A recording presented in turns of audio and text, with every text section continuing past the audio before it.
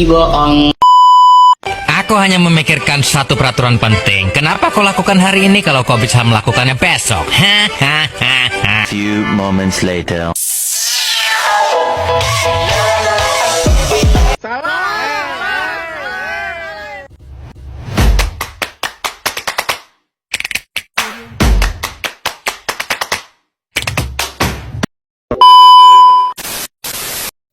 Selamat sore teman-teman dan ibu, perkenalkan nama saya Tiara Arsilia Siwalete, kelas keperawatan B, Prodi Keperawatan.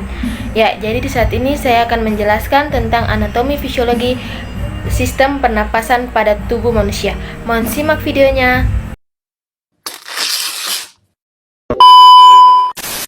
Oke teman-teman, sistem pernapasan terdiri dari 8 organ yang terdiri dari hidung, faring, laring, trakea, bronkus, bronkiolus, alveolus, dan paru-paru. Saya akan menjelaskan mulai dari hidung. Mohon simak videonya baik-baik. Ya teman-teman, jadi yang pertama adalah hidung. Hidung adalah organ yang pertama masuknya udara melalui hidung. Hidung dilapisi dengan lendir dan bulu-bulu halus agar bisa menyaring kotoran dan debu-debu yang masuk ke dalam organ yang lainnya. Hidung juga bisa menghangatkan udara dan juga indera penciuman. Ya teman-teman, setelah dari hidung turun ke faring atau yang disebut tenggorokan. Jadi tenggorokan itu berbentuk saluran berbentuk corong di belakang rongga mulut dan hidung. Fungsinya itu jalan bersama untuk makanan dan udara ke laring, mengatur arah masuknya udara. Ya teman-teman, setelah dari faring turun ke laring. Laring itu tersusun dari tulang rawan atau misalnya teroid atau jangkun. Teroid di sebelah sini teman-teman dan jangkun di sini. Fungsinya itu mengatur jalan udara ke trakea, menghasilkan suara melalui pita suara, dan juga mencegah makanan masuk ke saluran napas dan menutup saat menelan agar tidak tersedak. Setelah dari laring turun ke trakea. Trakea itu atau batang tenggorokan. Trakea itu berbentuk pipa berongga kurang lebih 10-12 cm, tersusun cincin tulang rawan berbentuk C. Ya teman-teman, jadi fungsi dari trakea adalah menyalurkan udara ke bronkus dan menangkap kotoran agar tidak masuk ke paru-paru. Setelah dari trakea menuju ke bronkus.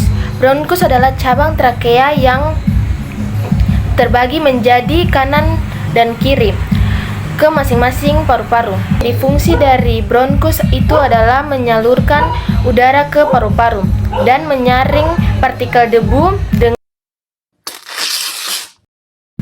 Setelah dari bronkus menuju ke bronkiolus. Bronkiolus adalah cabang kecil dari bronkus tanpa tulang rawan. Jadi tanpa tulang rawan.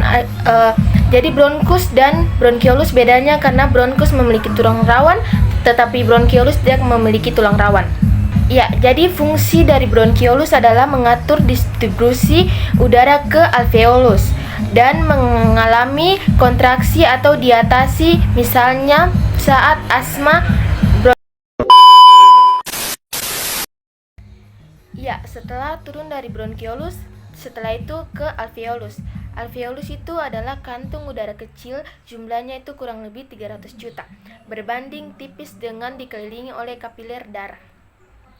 Fungsi dari alveolus adalah tempat pertukaran gas atau O2 masuk ke O2 keluar ke alveolus, dibanding tipis dari luas permukaan besar memudahkan situasi gas.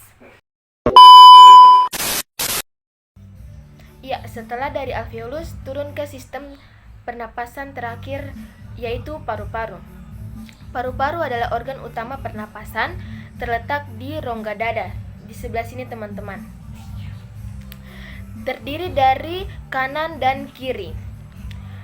Fungsinya itu adalah menjadi tempat penukaran gas secara keseluruhan dan juga mengandung alveolus yang berhubungan dengan kapiler dan juga mengatur keseimbangan pH melalui pengeluaran O2.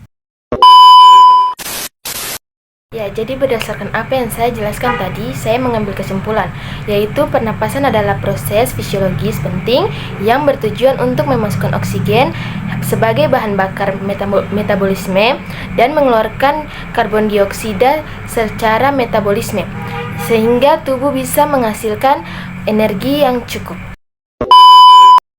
Ya, teman-teman dan ibu dosen, sekiranya itu saja yang dapat saya jelaskan dari sistem organ pernapasan pada manusia. Mohon lebih dan kurangnya saya minta maaf. Sekian dan terima kasih.